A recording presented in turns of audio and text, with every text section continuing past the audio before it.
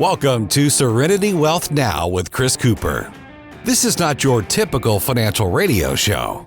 As a licensed CPA, insurance agent, and investment advisory representative, Chris coaches his clients on a holistic view of financial well-being with an objective of providing a complete financial strategy to fund life's goals. Chris is here to guide you down the path to the financial serenity you deserve. Now, here's Chris Cooper. All right. Good morning, folks. We are officially in April. Spring has sprung, and we are also in the midst of yet another election, this time much more local. And I have a special guest in here with me today, Justin Ungerboeck. How are you, sir?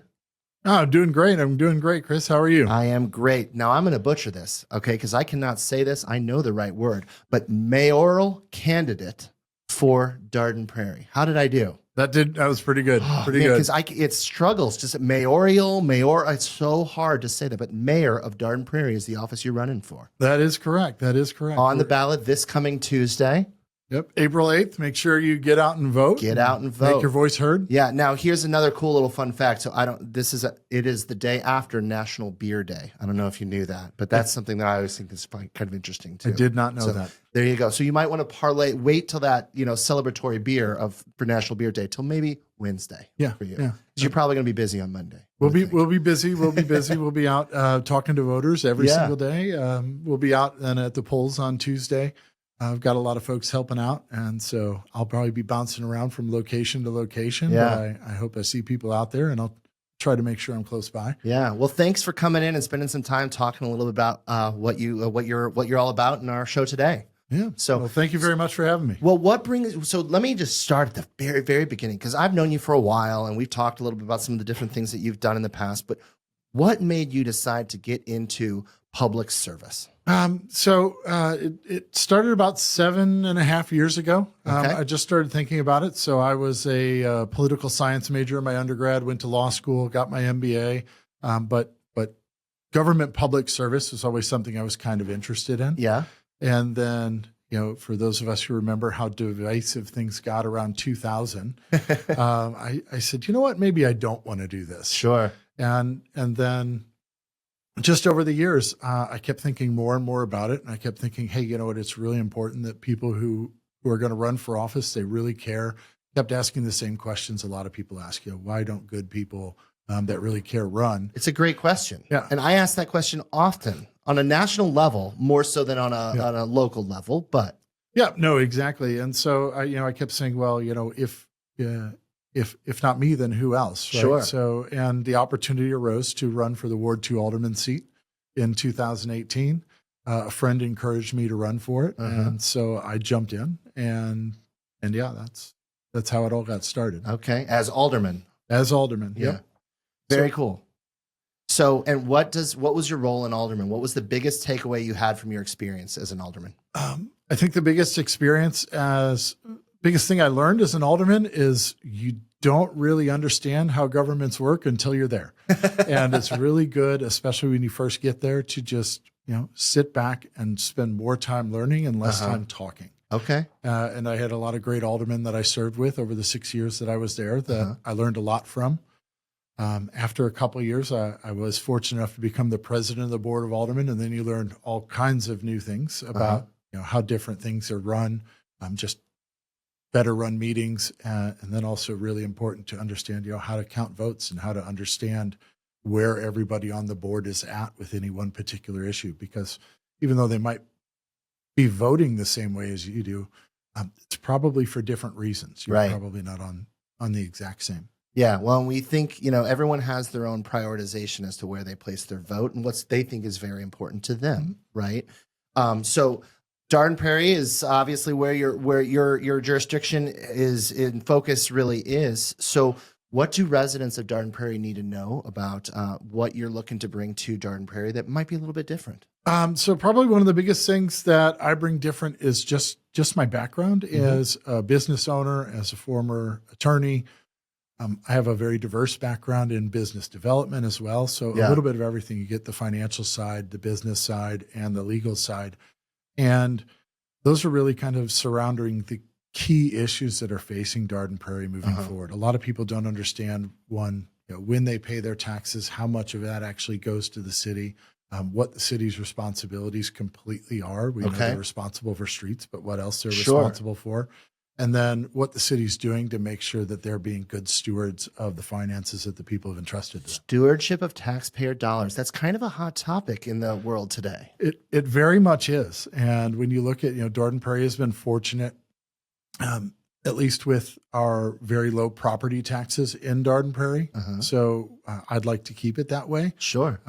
But we rely largely on sales taxes from our few commercial areas in order to really drive the city forward. And we need to do a better job of making sure we're A, managing that, and B, diversifying it so that it's sustainable for the future. Yeah. So stewardships of money, and that's a big hot topic in the news right now, right? There's this whole Doge thing going on that's, some people are up in arms about somebody looking at this kind of thing. But I think I'm a big believer that we need to make sure we hold our elected officials to a standard of what are our taxpayer dollars being utilized for, and does it make sense? And we should be challenging these programs. Yep, 100%. Every program, every thought needs to be challenged. And as a government official, you have to be comfortable with it. Yeah. You can't just, it's the people's money. They have a right to ask questions about where their money is being spent.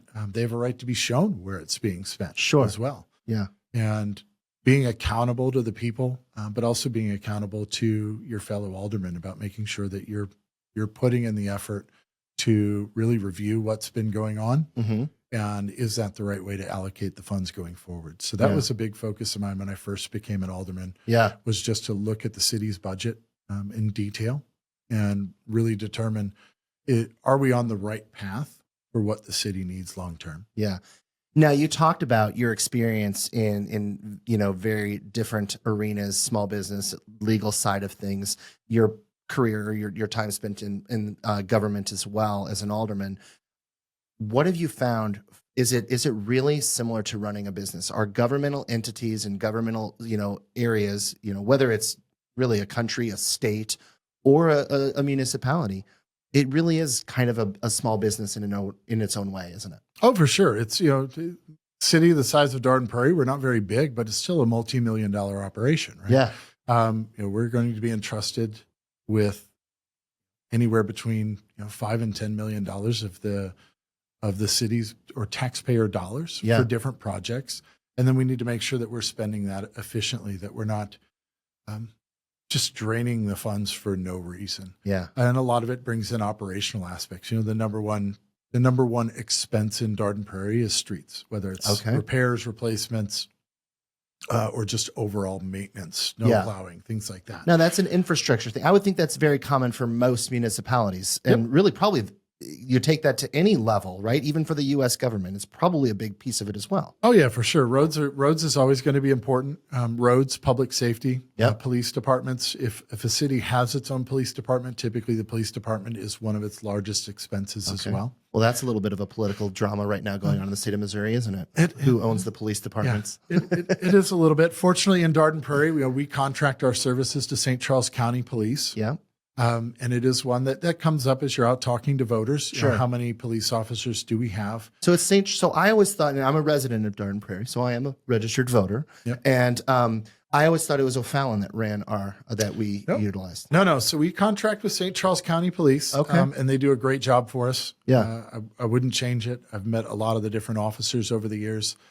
The city has had 16 hours a day of dedicated coverage every single day. That's actually being expanded. One of the things that the Board of Aldermen recently did, that I agreed with, though I'm not sitting on the board now, was expanding that, adding 2 more officers. Okay. But fortunately, with our contract with St. Charles County, we're very lucky in Dardenne Prairie as we get great police officers, but because the police department is not ours, we're not necessarily paying for all the infrastructure of the police department and all the administration. So we pay for our officers, we pay for the vehicles, a couple other line items, but there's a lot that we get, like dispatchers and chiefs, detectives, all the things that we don't have to pay for that are just kind of a side benefit of contracting with county police. Got it. So keeping people safe is obviously something you believe is important for any government, and that's something that's important for you to continue for Dardenne Prairie as well. You mentioned some streets and infrastructure type needs. So one of the things we were talking a little bit about off air, and I think that many times in politics, when you've got a shorter term lens, longer term vision is a little bit of a struggle. And I know that relates specifically to infrastructure. Oh yeah. So, when you're looking out at your, let's take a concrete street, right? Yeah. So a concrete street is theoretically supposed to have a life of 35 years. You live in Dardenne Prairie. So when was the last time they did a bunch of slab replacements in your neighborhood, and how old is your neighborhood? Yeah. Those didn't last 35 years, right? And that's a challenge because concrete streets are really expensive to replace. Yeah, especially in our weird weather that we get here, right? It's very fluctuates the ice to strange conditions, heat, then all of a sudden snow. It's weird. Exactly. And one thing, when I first became an alderman, I pointed this out, and that was the city's need for a real pavement management program and understanding how much in funds we need to be dispersing every single year to do things, not just replace slabs, but getting in and doing proper crack sealing, proper joint work, proper repairs along the way to extend the life of our streets so that we can get a lot closer to that 35-year number. Right. And then understanding, more importantly, how much that costs. Sure. When I was first alderman, I actually just took a number. It was an average per lane mile cost for repairing and replacing concrete streets. And at the time, this would have been about 2018, 2019. It was about $13,000 per lane mile.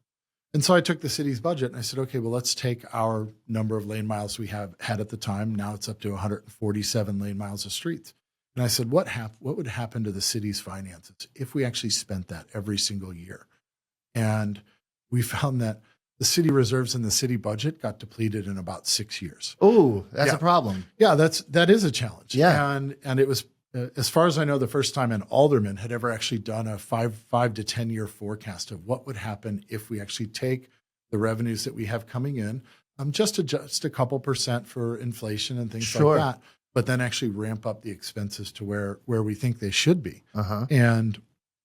And yeah, the picture didn't look very good. Yeah. And that's something that the city really needs to be doing, is having proper street programs, proper stormwater programs, proper forecasts of public safety needs. Yeah. And looking at those 3 to 5 years out so that we understand, well, here's where our revenues are coming from. Where are our big threats in terms of being able to deliver the level of service that residents have come to expect? I think that makes a lot of sense, and a long-term focus, which if you're and I know you are on the smaller, the private owned business side of things. And what that does is it gives you a little bit of that ability to think more strategic and more long-term in nature, which then gives you the ability to make good decisions for that long-term. Which 100%. Really makes a big difference. As the Ungerboeck family, as we work to manage Ungerboeck software, we were always focused on the long term. Yeah.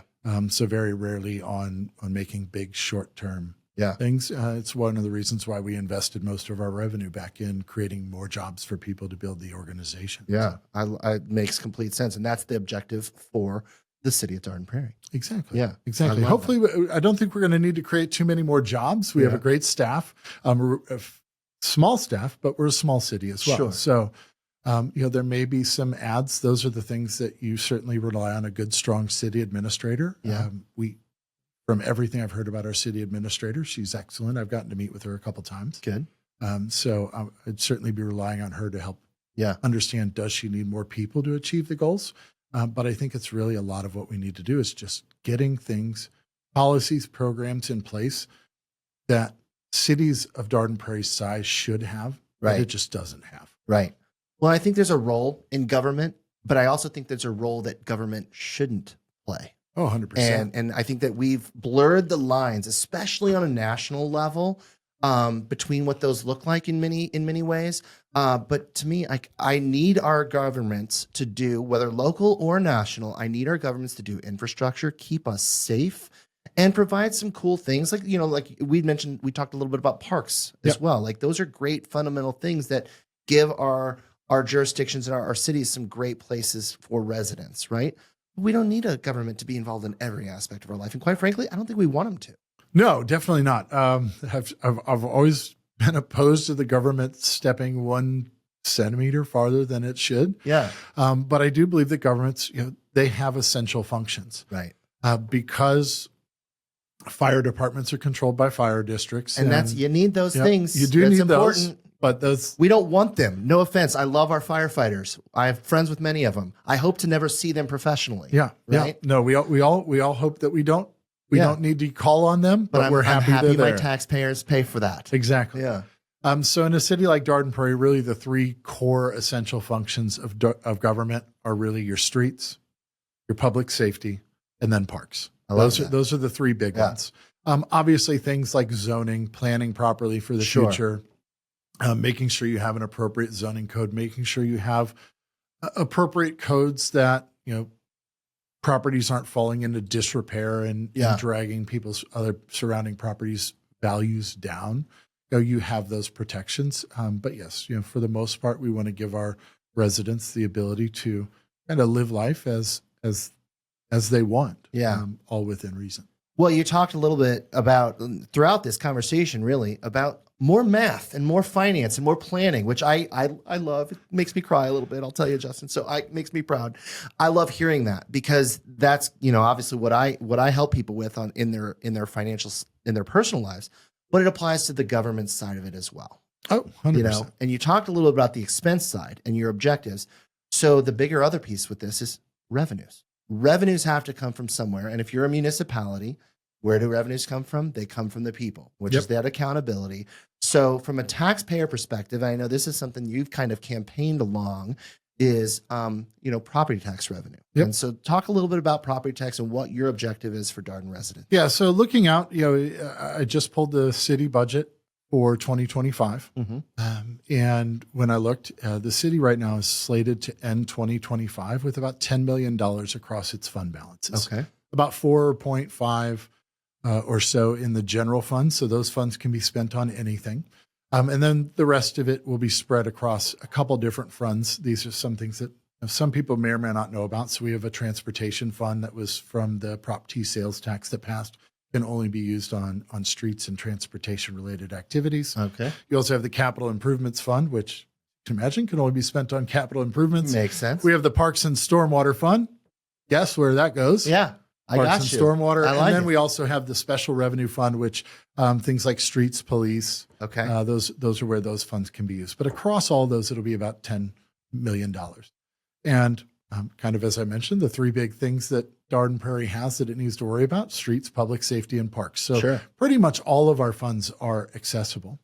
The city's reserve policy states that it should have about 1 year of general government expenses as an emergency reserve. It's not a bad reserve. I think that applies it's a little excessive on a financial from an individual perspective. I like to say 6 months, but a little bit government, you want to be a little bit, longer, 100%. a little bit more conservative. Makes sense to me. Now that number is still only as of the 2023 audit. I don't have the 2024 audit yet. So the 2023 audit put that at about 1.6 million. So if we numbers are relative. Boost that up a little crazy. bit. Let's just say it's 2 million for 2024. Yeah. Maybe it's a little bit more. Well, 10.4 million minus 2 million and change, that still leaves about $8 million of the people's money that's sitting there and needs to be spent. About 5 years ago, 6 years ago, we had a new city administrator come in and said, hey, our reserves had gotten up to about 6 million at that point. He said, that's the people's money and we need to spend it on things that the people expect. I love that. Streets, better parks. Makes sense. All the infrastructure improvements that we need in the city. And I said, that makes perfect sense. So we were spending down that reserve at a rate of about, you can't spend $8 million overnight. You can't spend $4 million. Well, you could, it would be irresponsible. Right. So we started spending that down at about $750,000 to $1 million a year. Okay. A variety of factors, COVID funds, allocations that weren't spent for whatever reason, that number is now back up to the 10 million that it is. That needs to be spent on the people. Now, how does this relate to the revenue side of things? Well, if you think of a city sitting on $10 million and you think of inflation rates, over the last year, well, that $10 million, just taking a 3% inflation rate, not the really rough ones that we were seeing. Right. Well, that lost about $300,000 in buying power, right? It could have gone somewhere. Yeah. Across the city, we only collect from real estate taxes and personal property. So obviously your house, and then personal property, your cars, boats, Yep. RVs, Sea-Doos, whatever the folks have. Sure. We only collect about $400,000 a year in total property taxes. About $60,000 of that is personal property. That's what's on our cars, Okay. our boats, everything else. So we lost more to inflation than we're actually collecting of the people's money. Yeah. In my opinion, as I look at it. So my view is we shouldn't be asking taxpayers to pay funds in unless we really need them. Right. Right. So we need to know really what we need, which gets back to proper planning and forecasting and understanding how we're being good stewards of the taxpayer funds. But if we don't, then okay, I want to give that personal property tax dollars back to the people. And for some people, it's going to be a little bit more because they have more cars, more expensive cars. But that's something that with personal property, you paid sales tax when you bought that car. You sure You did. paid sales tax when you bought that Sea-Doo. So it's already been taxed once. It feels like we're getting double taxed, buddy. Yeah. And that's been a big push at the state level as well. It absolutely has. And I know that's, and I'm always a big understanding there. When you give, you have to take. It has to come from somewhere, right? When I talk about expense management with folks, you can have the conversation, well, how much, can I spend in retirement?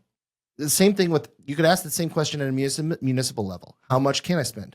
Well, that's starting with revenue as your real source, but that's not what we should be starting with. We need to be starting with expenses. Yep. And then we need to be understanding our budgets long term. And then we need to ask ourselves, okay, how much do we need to sustain that level of lifestyle? Yep. And if it's a surplus, what are we doing with the surplus to be stewards of money if you're government? Yep. What are we doing there? But we want to make sure we can sustain that long term. And if we can, the property tax, I know it's at a state level too, and I feel like I'm getting double taxed all the time on it.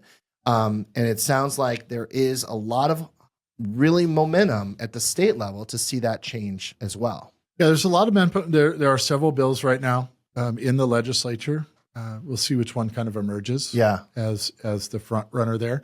As you've probably also heard, they're looking at doing away with the state income tax as well. This as well. And I was actually asked about the personal property tax several years ago. That somebody said, would you support getting rid of it? I support removing all taxes that aren't essential to funding essential government functions. Which I think you've mentioned, the three things that you think that Dardenne Prairie needs to be focused on. That are the most important. Yeah. So, but with that, I think that politicians need to be honest with the people as well. It's like, okay, if you're going to take that away, where is it going to come from? Well, right now, the city has a strong reserve. So we should give that back. And it's okay to do that because it's still within our stewardship to say, hey, we're okay for now. Yep, we are okay for now. And we need to know, we need the proper plans in place. I advocated for a street management program for years. It was never developed. We don't know how much it's actually going to cost to maintain our streets properly. Right. Our snow removal, which has been done by the county in the past, the county was only supposed to really provide that service to smaller cities. We have grown beyond that size. Yeah. So now we're going to have to start doing it either through a contractor or we're going to have to start creating our own team. Okay. Most likely a contractor given Dardenne Prairie size, but we don't really know how much that's going to cost either, right? Yeah. So I feel pretty confident with the reserves at $60,000, well, $56,000 if you take the current assessed values. $56,000 is not going to make or break the city. Right. We're either going to have a much bigger issue or we're not going to have an issue at all. That's right. But we also have, because of the size of the reserves, we have a runway to work with. Yeah. So we have times to build up the appropriate plans, sort out what it's really going to take long term, and also really start to attract a proper commercial tax base into the city. Okay. We have a lot of areas for development along Technology Drive and Town Square Avenue. And that really needs to be done with an appropriate vision for driving commercial. We have a lot of residential property, but our tax revenue is heavily weighted towards residential property taxes and then sales tax. We need to get more businesses into Dardenne Prairie, diversify that. Yeah. And help drive our sustainability. So one of your longer term goals within your candidacy, or well, I guess when you take office was really what we would want to say, is to also drive some of that commercial attractiveness. Absolutely. Build that businesses in. Obviously, first is get rid of that personal property tax. Second is really start building out and spending the people's money on infrastructure, on parks, on public safety, better government transparency, all the things that voters really care about and that people should care about. I think and so. Then the third piece is, okay, now we need to set ourselves up for long-term success. And the biggest part of that is going to be attracting more commercial. You always want a balance of residential and commercial in any city. And right now we're heavily on the residential side. We really need to be focusing on bringing more commercial into our city, primarily in our two commercial areas along Technology Drive and then downtown Square Avenue. Oh, that makes a lot of sense, because that's going to give you that sustainability to really, and it helps with what the residents really want too. Absolutely. And a big key is going to be not being reactive, is being proactive and taking a vision out to the development community that says, this is what we want Dardenne Prairie to look like. This is what we feel that Town Square Avenue should look like. Sure. This is what we feel like Technology Drive should look like. Now, what that looks like has to work with your overall financial plan. Right. You can't just go and turn all of Technology Drive into green space if that streets plan and otherwise says we're going to need another $1 million a year 5 to 10 years out. Right. So it all comes back to that plan: is what does the city really need, and then therefore what do we need to try to attract into these different areas. Yeah. And then we're going to have to be patient. For too long, I think the city's been reactive and said, hey, developers, come and tell us your vision. I think we need to go out and say, this is what our vision is. And if developer or commercial business or whoever it is, if this is something you want to be a part of, hey, come on in. But if this isn't what you want to be part of, or you want to do something different, we need to be very critical of that. Yeah. It's not that it won't work, but you need to be critical and make sure that you're making the right decisions long-term. Well, I love that. And that makes a lot of sense. Hold people accountable, give the right things back to the community, and serve the public. That is what a government should do. Absolutely. Well, good luck on Tuesday, folks. Get out there and vote. I know I will, and I know where my vote's going to be going. So, Justin, thanks so much for coming in today. Really appreciate you having on, and best of luck to you. Chris, thank you so much. It was great to be here. Any last guidance for listeners? Get out and vote on Tuesday. Make your vote heard. And I hope to see you out there. Look for me. We've got 5 or 6 polling locations in Dardenne Prairie. I'll be bouncing around between them. But if I'm not there, just know that I'm out somewhere. And where can people find you on social media to hear about you, where you're going to be for the next couple of days? Elect Ungerboeck on Facebook. So facebook.com/Elect Ungerboeck is the best way to follow us on social media. And love it, buddy. Best of luck. All right. Thank you so much. Have a good one. All right. Thanks, Justin Ungerboeck, candidate for mayor in the city of Dardenne Prairie. Man, I got to tell you, these issues affect so many people. And we don't think that the election cycle just is still here, but it is. Municipalities and communities around the St. Louis area still have to make their voice heard.